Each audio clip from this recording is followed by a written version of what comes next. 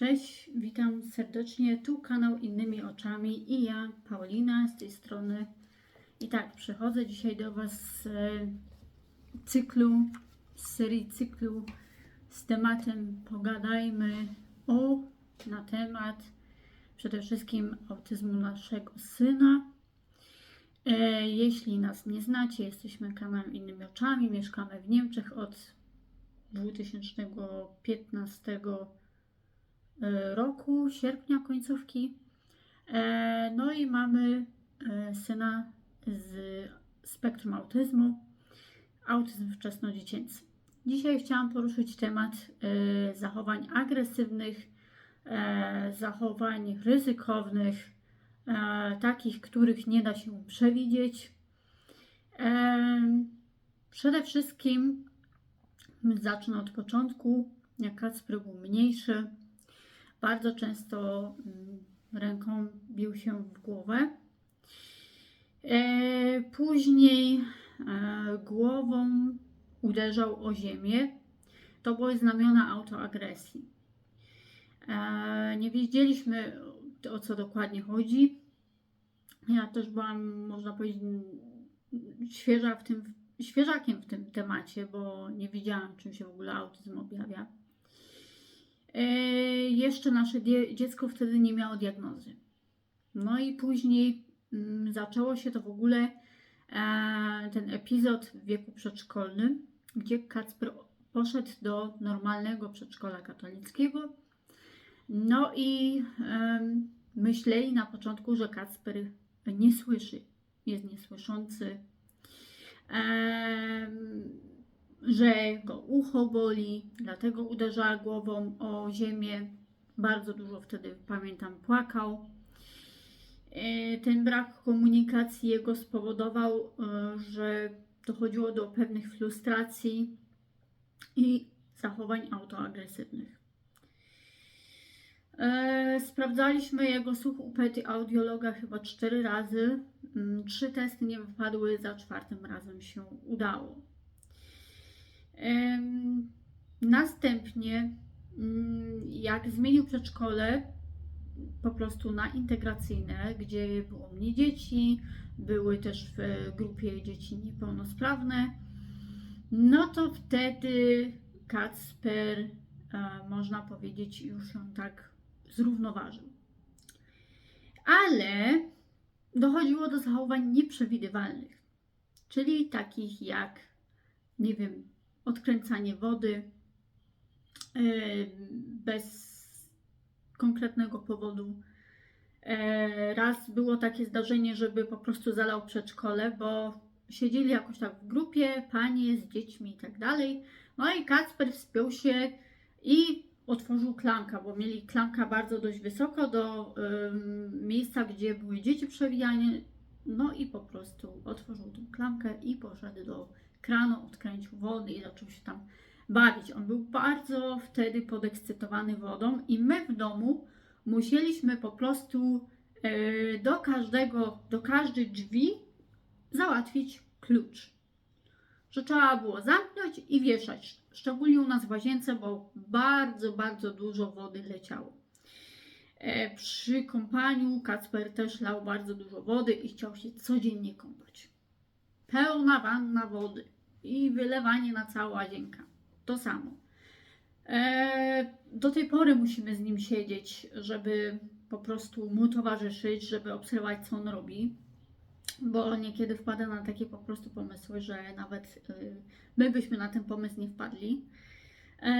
Ma często tendencję do wtykania różnych rzeczy, nie wiem, do dziurki od klucza, jakichś takich małych rzeczy, albo rzeczy, no nie wiem, kiedyś wsadził swoją bajkę na DVD do kominka elektrycznego. Przykładowo, co tam jeszcze było, no takie różne rzeczy. I raz wysmarował, można powiedzieć, podłogę swoim, ściągnął pieluchę i wysmarował podłogę, no wiadomo czym. Po prostu nie można było go spuszczać w pewnym momencie z oka. Na dzień obecny objawiają się jego zachowania agresywne w taki sposób, że te autoagresywne zanikły, ale po prostu pewne rzeczy wytworzyły się na nowo. Przykładowo Kacper w tym roku zaczął nas szczypać. I jak mówimy ała albo coś takiego, to się z tego śmieje. On tego nie rozumie, że to sprawia nam ból. Po prostu szczypie nas i tyle.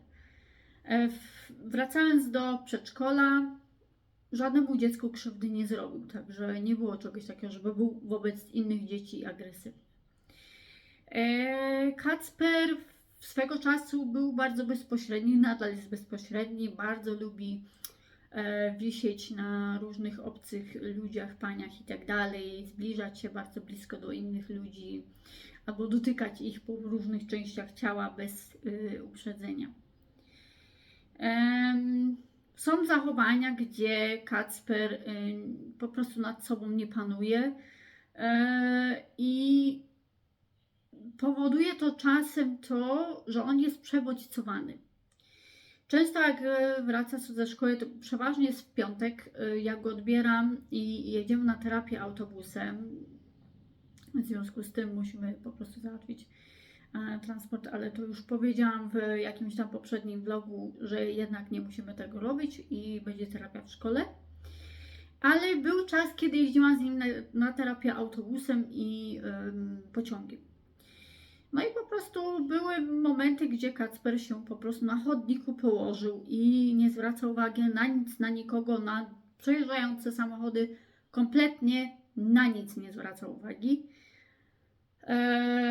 Stres jak nic, ja cała w stresie, nigdy nie wiedziałam, co mam po prostu z tym fantem zrobić, bo trzeba pewne rzeczy odczekać i często jest tak, że Kacper nie chce wstać, kładzie się, śmieje się, nie zwraca uwagi.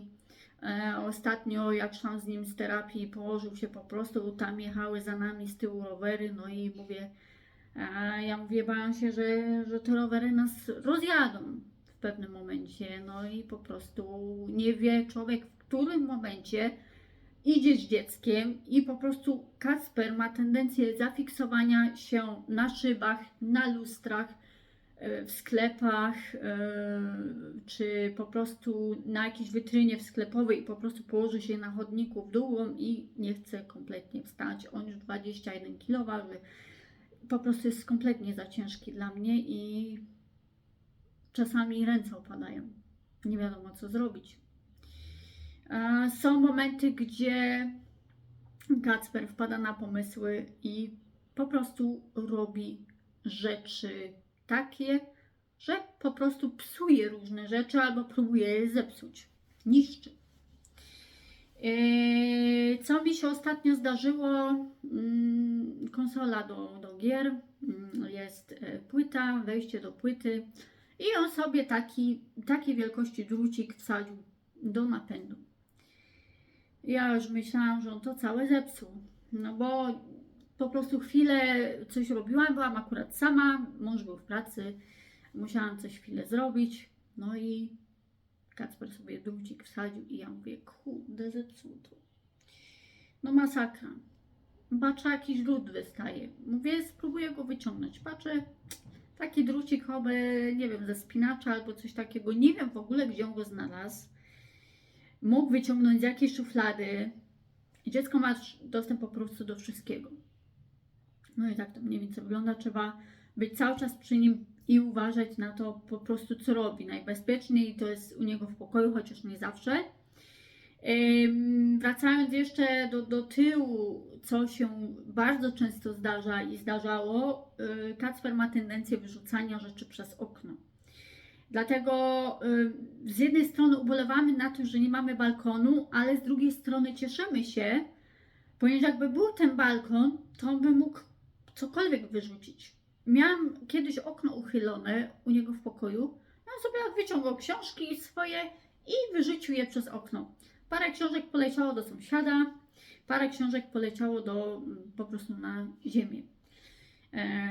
U nas po prostu z drugiego piętra, bo nie mamy wysokiego bloku, także tak to mniej więcej wygląda, ale przykładowo mieliśmy zdarzenie, że Kacper jak jest taki diabelski młyn na Wesołe Miasteczko, byliśmy w Kolonii w zeszłym roku. Kacper dostał od swojego dziadka czapkę i po prostu byliśmy na szczycie i Kacper sobie tą czapkę po prostu przez okno wyrzucił. Także trzeba uważać też na takie rzeczy, że on pewne rzeczy wyrzuca. Raz miałam zdarzenie takie, mamy taki pręt powieszony na schodach, co się wchodzi na strych. Nasz ten pan, co nam wynajmuje, po prostu sobie go tam wiesza. No i Kacper sobie szedł ze szkoły, od sąsiadki syn szedł, prawie za nami. Kacper poleciał szybko do góry, ja za nim rura, jak najszybciej. Szybciej nie umiem, on jest naprawdę szybki i po prostu wziął ten pręt i zrzucił na dół. Mówię, matko jedyna, jakby ten synek dostał w głowę tym prętem, no po prostu nie wiem, co by było. I właśnie na takie rzeczy trzeba bardzo uważać. Dlatego teraz uważam i idę jako pierwsza do góry, czy staram się dotrzymywać kroku, żeby Kacper nie wpadł znowu na taki pomysł, żeby zrzucać rzeczy na ziemię. Kacper, jak jeszcze była era masek, po prostu sobie maski wyrzucał też tam na dół. Musiałam lecieć po maskę. Często jak schodziłam z nim schodami, jak miał jechać do szkoły, miał mieć tą maskę, schodził po schodach i on ją zrzuca aż w kierunku piwnicy. Ja musiałam szybko po nią lecieć, bo miałam stres, bo już bus stoi pod drzwiami, a ja muszę dziecku założyć maskę. No i się z tego śmieje, to jest dla niego kompletnie śmieszne. Bardzo często było tak w przeszłości, że jak przykładowo nadal go muszę trzymać mocno za rękę, bo ma tendencję do uciekania i to bardzo, ale teraz póki co nie mam potrzeby stosowania tej sprężyny na nadgarstek, bo wcześniej jak był mniejszy jeszcze więcej uciekał i po prostu nie szło go powstrzymać. Po prostu był taki szybki i do tej pory jest szybki, ale teraz już jak go się chyci, no wyrywa się, kładzie się na ziemię. Po prostu masakra. Jak człowiek jest sam, to nie wiem. Ja już nie daję rady, bo dla mnie jest za ciężki. Znaczy najlepiej trzeba być we dwóch, jak się gdzieś idzie, gdziekolwiek. Sama z nim nie wychodzę do sklepu, no bo nie wiem, co on mi wymaluje. Były czasy, gdzie on mógł ze mną iść do sklepu. Naprawdę był fajny skok rozwojowy, że po prostu dało się wszędzie z nim wyjść, ale teraz nie. Trzeba we dwóch wychodzić. No i to jest tak mniej więcej to tak wygląda.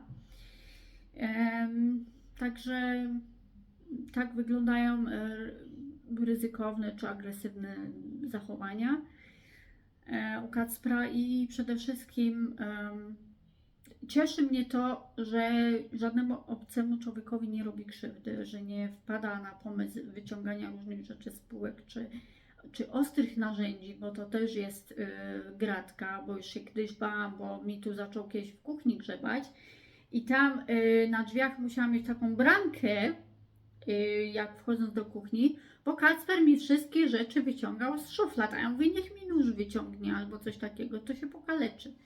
Także musiałam też na to uważać i go po prostu nauczyć, że niestety pewne rzeczy są ostre, nie może ich ruszać i tak dalej, i tak dalej. No, także mniej więcej to tak wygląda. Jeśli Wam się podobał, zasubskrybujcie nasz kanał. Będziemy bardzo wdzięczni za każde wsparcie. Widzimy się w następnym vlogu. Do zobaczenia. Cześć!